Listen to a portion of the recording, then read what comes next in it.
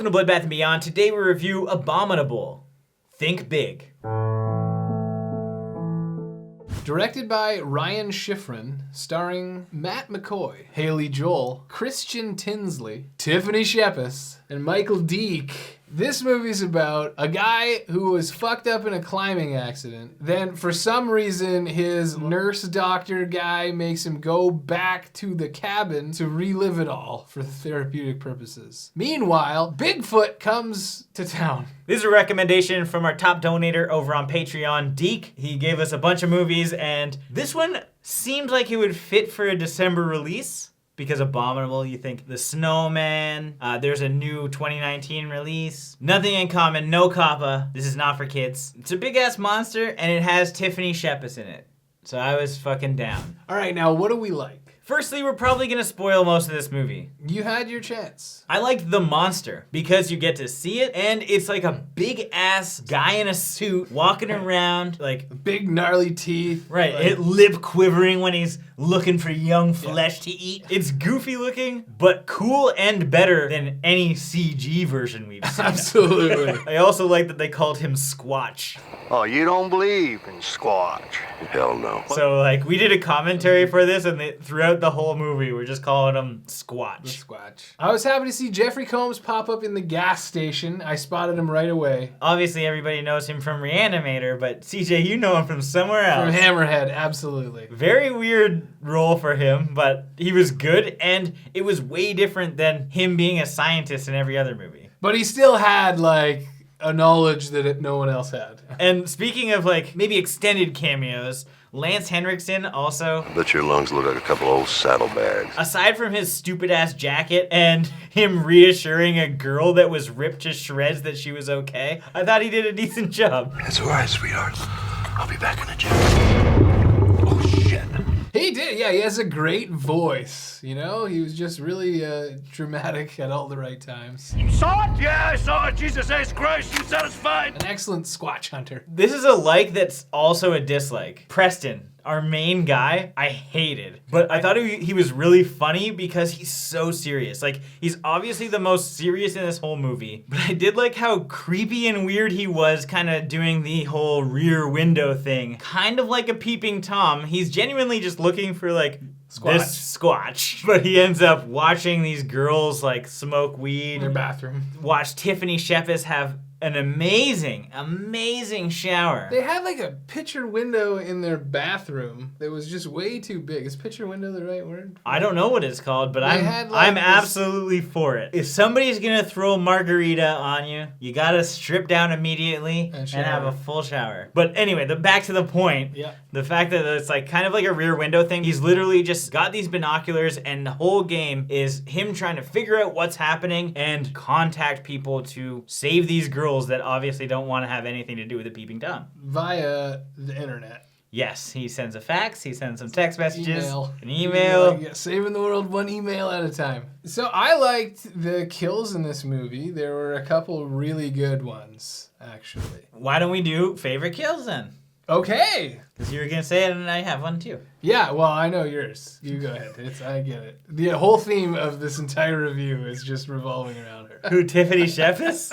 I don't know. I've never heard of her, Jay. I've never heard you mention her before. Tiffany Shepis, obviously having a great shower scene. So I was really happy about this whole situation. Sasquatch reaches through a window and pulls her the hard way. So her back bends and she's just like ripped through this window. It's not very gruesome, but it's one of those kills that makes you feel in pain. Right. Because you're just like, my back hurts watching this. I really like the Otis kill because the Squatch took a nice healthy bite right off of his face. It actually was his face. You don't usually see this kind of attack line. Yeah, not like a vertical thing, but never like bite the front of someone's face off. Just clean off. Okay, what didn't we like? Going back to Preston, I just didn't like him. He is just not fun. He's a guy that wears turtlenecks in his log cabin. Hey, Charlie, it's me. No, I'm up here at the cabin. Just got in. There's nothing likable about him. Like, he has no personality. He's just boring. I get why Otis wanted to just, like, get the hell out of that cabin. Oh, you need soy milk? I'll be back in half hour, maybe an hour. Fuck it, I'm out of here. Can't make your shake. Unless you want regular milk. You didn't bring the soy milk? Regular milk's not gonna kill you, Preston. Otis, I'm allergic. All right. You know, I'd kind of rather not be alone right now. 30 minutes, Mr. R. You'll be just fine. He never really explained why he was gone for like 4 hours. I think Preston realized, like, yeah, I'm a boring old fuck now. Suck. So it's really hard to give a shit about the main character of this movie. And you spend too much time with him. There's girls having a great party that are being attacked by this beast. You're right. And we're looking at it through binoculars across the way. I'm like, this is lame. I'm going over there. I don't like that we didn't have a bunch of kills on screen. For a movie that has such great special effects for the creature, and the kills and blood that we do see are fantastic, there's only like 3 that we actually see on screen. And one of them is a quarter horse, which we don't know what that is. But Dee Wallace's husband did. No, this is a 1,200-pound quarter horse. I felt like there was a lot of close-ups. Maybe the direction Oh was a my little God. off. Yeah. It was just like, oh, there's a dialogue. We better have nothing but close-ups. What do you think, Jay? Very close. Excellent dialogue. Most notably when that guy did finally come home after several hours buying soy milk. He came home, got some milk, poured a shit ton of vodka in it, and it just like close up to him drinking it. Gulping. And gulping and the sounds like... And Otis definitely was going for like that mukbang award. And who the fuck mixes milk with vodka? Like in general, the movie just had a weird pace to it. Because you're jumping between Preston looking at the girls, Preston trying to figure something out himself, and then going to maybe guys in the woods. Yeah, that didn't need to be there. There was a lot of like points that didn't need to be in the story. There's a big cast, especially with the hunters. There's no reason we didn't have like great kills from those. The girls didn't really have personalities. We didn't get to learn them.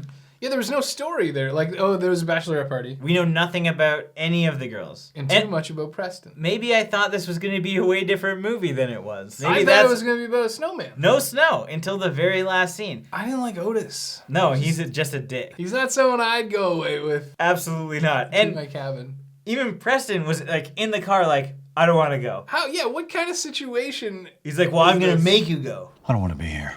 And Dr. Rayner seems to think it'll be good for you. Because you got a scrub shirt on?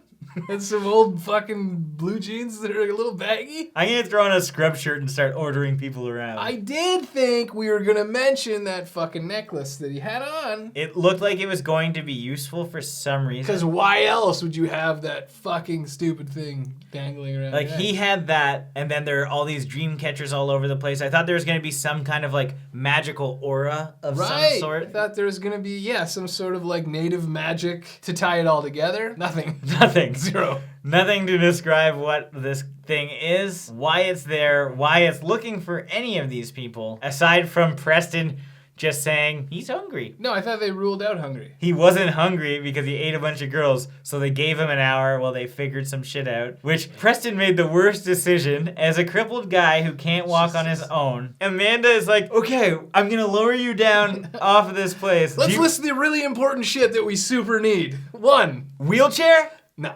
Okay. What about your chair? You leave it. What do you mean? So does that mean I literally have to carry you for the rest of my life? And the answer We'll be is very yes. short. Yeah. Swing me around.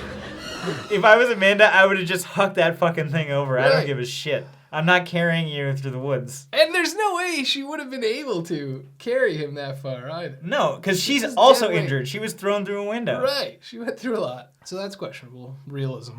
A lot. Oh, yeah. Now it's time for our final thoughts and ratings. This was an okay movie. I've wanted to see this for quite some time because, once again, I love Tiffany Shepis, and you're going to be seeing a lot more of her. I've got like 5 movies lined up, and I can't wait to watch them. I loved our monster. He was cool and weird, but cooler than he was weird. The special effects were really well done. However, I did feel that the kills were lacking in a movie where so many people die. Like, there's at least 9 to 10 kills, and we only see 3 of them. I really didn't like our main character. He's not a bad guy, but he's just boring. His nurse guy was a complete dickhead, so you're not gonna like that guy. And we didn't learn too much about the girls themselves. It was a reasonable watch, and I'm glad that we watched it, but it's probably not something that I'd watch again. So I'm gonna give this 2.5 windows that are clearly just paintings of the outside out of 5. Yeah, I pretty much agree with all of that. I mean, I had fun watching it. The movie definitely had a good cast and a really good Bigfoot character. There were a couple really good kills, but, you know, all in all, it was sort of slowly paced, and I feel like we were missing a lot of that could be there and a lot of extra stuff that didn't need to be there. So for that reason, I'm gonna give this movie 2 calloused hands of an expert repeller out of 5. As always, thank you for watching. Like this video and comment below with your thoughts on the film if you've seen it. If you haven't and you do want to check it out, links are in the description. And we actually did film, or we recorded a commentary track for the movie. I think it's more fun than this review, and potentially you're gonna enjoy the movie a lot more with our commentary. So check out the link to the Patreon, and thanks again to Deke. And if this is your first time here, make sure you subscribe to the channel, stay updated with everything Bloodbath and beyond.